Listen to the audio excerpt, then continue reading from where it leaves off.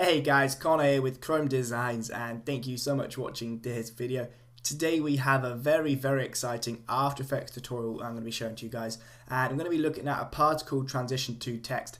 Now I actually made a video similar to this using the same kind of particles to text transformation, but this was for Cinema 4D. However, it did receive a large amount of views and reasonable good feedback, so I was playing around with After Effects to try and recreate something along those lines, and I've simply come up with a nice intro that can be used for all kinds of promos and everything. And as you can see in this preview here, this is it. Now we are going to be using Trapcode form, so you will need this plugin before we go ahead and get started. You can go ahead and get this, search on YouTube how to get it or whatever. That's up to you. But anyway, go ahead and we'll get started. So I'm just going to simply go to, I'm going to start a new project in fact. So I'll go File, not Open Project. What am I thinking? New project. Yeah, I'll save, why not? And when the new project opens, we're simply going to go to Composition and New Composition. I'm going to call this Chrome, obviously for one obvious reason, and I'm going to be using 1920 by 1080, so I'm going to be working with the 1080p resolution. 29.97 resolution works fine for keeping the file size down, and I'm going to be using about 10 seconds duration. If you're going to be using a promo or something a little bit longer, obviously you can increase the duration, but you can obviously alter this later on. So there we go, we have a composition. Now I'm going to be adding a PNG file that I created in Photoshop. It literally took me about, I'm not sure how long it took about 30 seconds to make. If I go ahead and drag it in there, literally it is some white text positioned in the center, more allocated to the right. I just saved it as a PNG, so it has a transparent background. And this makes it a lot easier for editing later on, and it works better with form in my opinion. So now we've got that in. And in this composition here, we're going to simply go ahead and we're going to make another composition, and we'll call this main. And again, we're going to have the same resolution, everything exactly the same. So now we've got main here. We're going to go to Chrome. I'm going to have to duplicate this layer. I'm going to duplicate it twice, so we have Chrome 2 and Chrome 3. And the second one I'm going to rename to A, and this is going to stand for alpha. And the third one I'm going to rename to D, and this is going to be called displacement. So now once this is all in, we're going to go ahead and drag in Chrome, we're going to drag in the D, and we're going to drag in the A. What you actually want to do is you want to have the A on top, the Chrome at the bottom, and the D in the middle. So that's good for alignment so far. So we're going to make a new solid. Now this is going to be the particles we're going to create here. So we're going to call this Form, and we'll go to Effect, Trapcode, and we'll go ahead and add in the form plugin like so. So obviously we have a pretty hideous square right now, which is obviously not that great. So we need to go ahead and we'll start with base form, and size X, we need to make these the same size as it is for our composition. So mine's 1920 by 1080, and size Z we're going to have for 0. Particles in X we're going to make about 500. And particles in Y we're going to make about 400, and we'll lower the particles in Z to about 1, like so. There we go, that's looking good. That's looking okay for base form as it stands. Moving on to particle, we're going to go ahead and just crank up the size to about 2. We'll keyframe this later on, but this just means you can see it clearly quicker on before we actually get into the whole design of it. So particle, that's looking okay for now. Shading is okay. Fractal field, in fractal field we're going to change the flow Z, and we're going to change this to about 50, and again we're going to change the F scale to about 17. Now this will change depending on your composition settings, so if you're using the same ones as me I recommend about 17, but again if you're using something a little bit lower like 1280 by 720, you can just lower this down to about 15 or around about that kind of mark. So while we're here, we're going to change this displacement mode. I'm going to change to XYZ individual. Make sure your little keyframe selector here is 0 seconds at the very beginning, and we're just going to keyframe X, Y, and Z displace. And we'll come back to that later. And then we'll go ahead and we'll move on to layer maps. Color and alpha. We'll change the layer to second one, which is alpha to A. And we'll change it RGBA to RGBA and map over to X and Y. So this will map over onto the text. Now onto displacement, we'll change to individual X, Y, and Z, and we'll map over to X and Y again. And the layer map for Z, we're going to change to the D, which stands for displacement. Okay, and now while we're here, we'll keyframe the strength as well. So obviously we've got 4 keyframes now selected, so we can go ahead and close this off. And if you hit U on your keyboard, you'll see that all of these come up so far, and we're going to be working with the keyframes to actually create it transition into the text. And if you actually zoom in here, you can see there's something going on behind this text here. So what we're going to do is we're going to simply keyframe the strength, and the strength is going to be 50 here, and the X displace is going to be about 1000.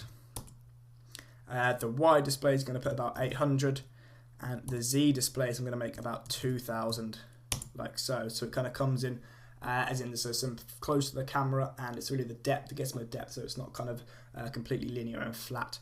So that's okay. As you can see here, it all starts to move around the text, which is Trapcode form. But obviously we want it to reveal into text, so we're going to basically make another keyframe where we lower the strength and all these settings. I want it to come in around about 3 seconds, so I'm going to lower the strength to about 0 here, and just simply 0 on all of these, like so. So if you go ahead and just scrub through here, you can see that there's basically forms into the text, like so. But obviously the text is already there, so you need to keyframe the opacity of the text so it's not there for the beginning, but it slowly fades into the particles when it starts to form. So to do this, we're going to go to the Chrome layer, and we're going to hit T, which brings up the opacity options, and we want to make keyframe the opacity here is going to be about 0, and moving on, as soon as it comes in will be 100, obviously, like so. Now getting these exactly lined up is somewhat an art. Obviously I'll close off the D and the A for now. So somewhat an art. As you can see, it looks kind of dodgy right there, so we need to make sure that it is aligned properly. Obviously you've got a lot of time, I don't want to spend too long just working completely on moving keyframes in the opacity, so we'll simply say that is about right for now. Okay, there we go. So obviously it comes in there, and particles, there we are, we've got the text. That's looking all good so far. Now we want it to zoom out, well not zoom out, we want it to kind of produce particles at the end as kind of an end transition. So we're going to move along. So if it comes in about 3 seconds, if you show the text about 4 seconds-ish, along the 7 second mark, around about then, depends on kind of what color you're going for.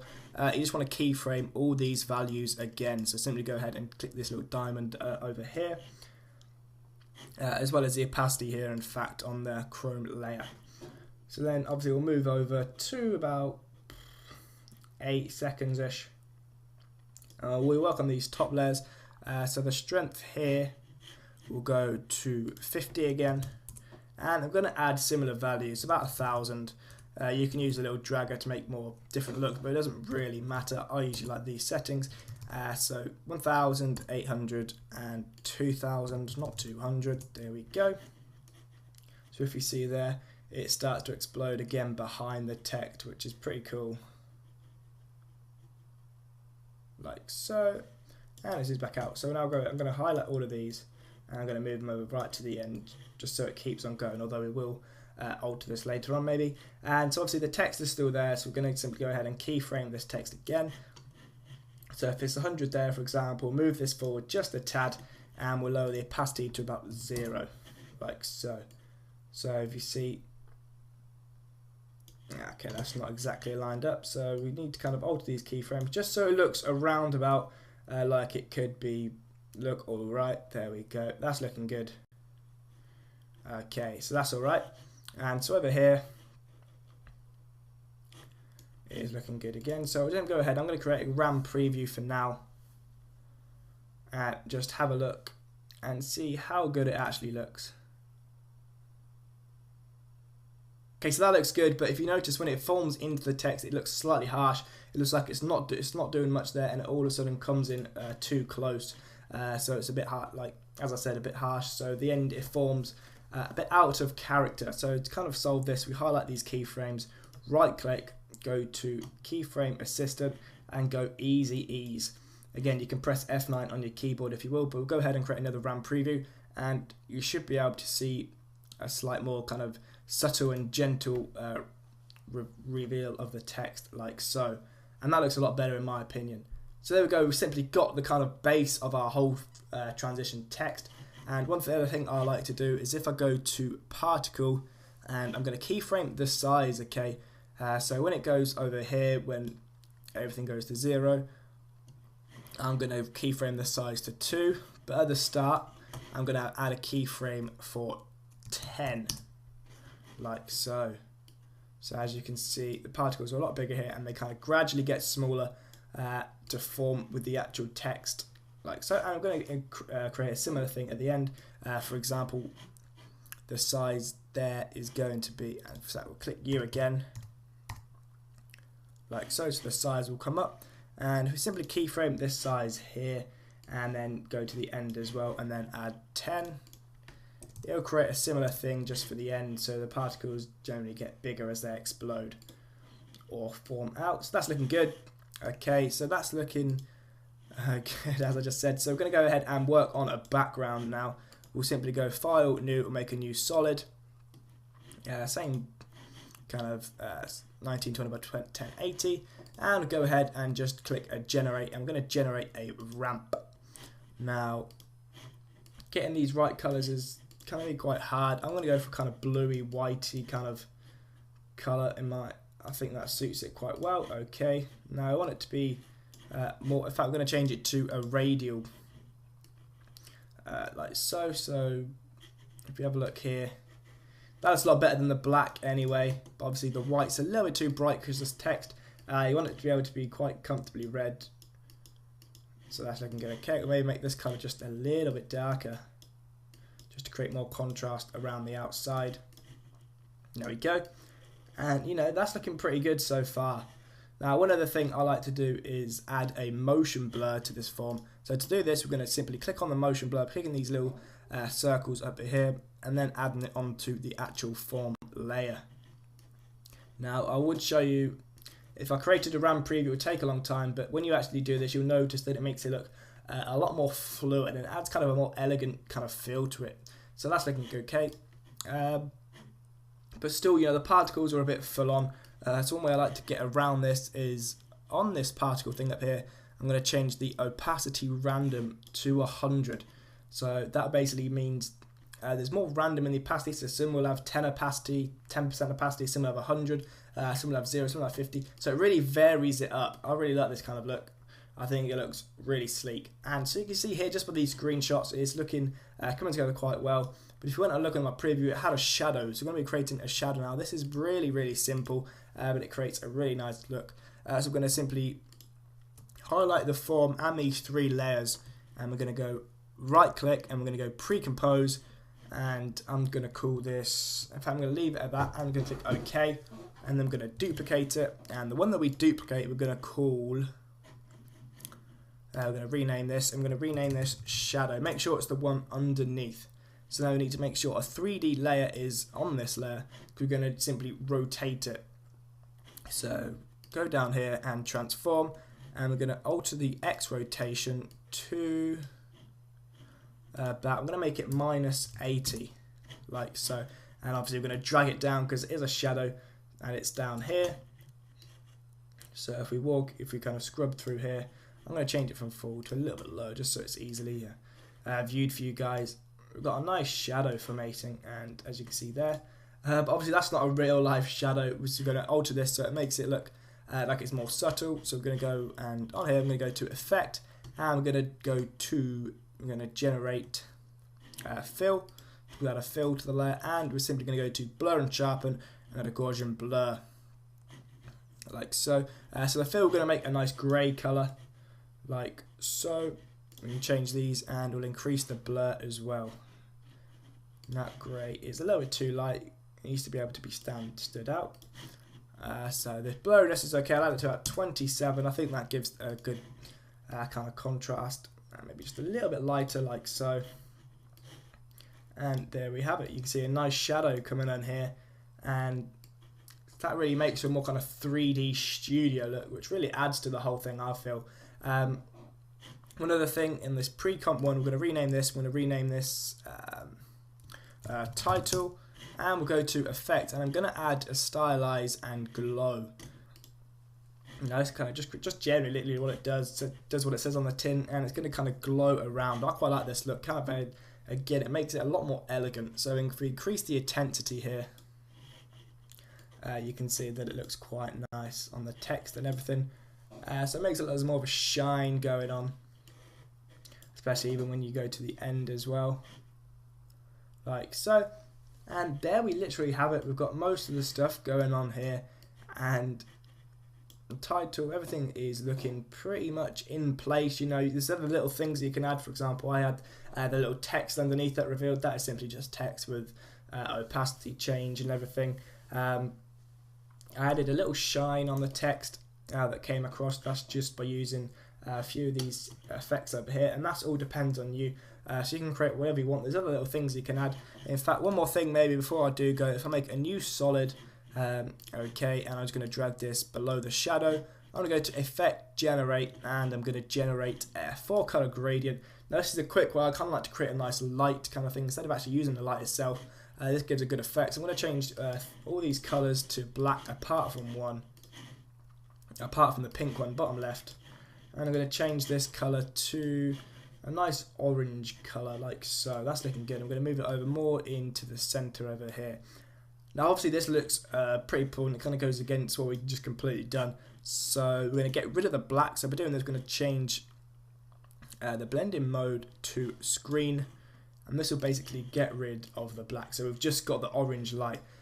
Now when this is added in, obviously you can change all of these to whatever you want. You can move one over, you can make one red if you wanted to, you could make one any colour you want. If you wanted to add a bit more blue in there, it really adds for a nice feel. I like anyway. I think it looks quite good. But we're going to leave this one to black, and you know, you can move it over however you want, really, whatever kind of floats your boat.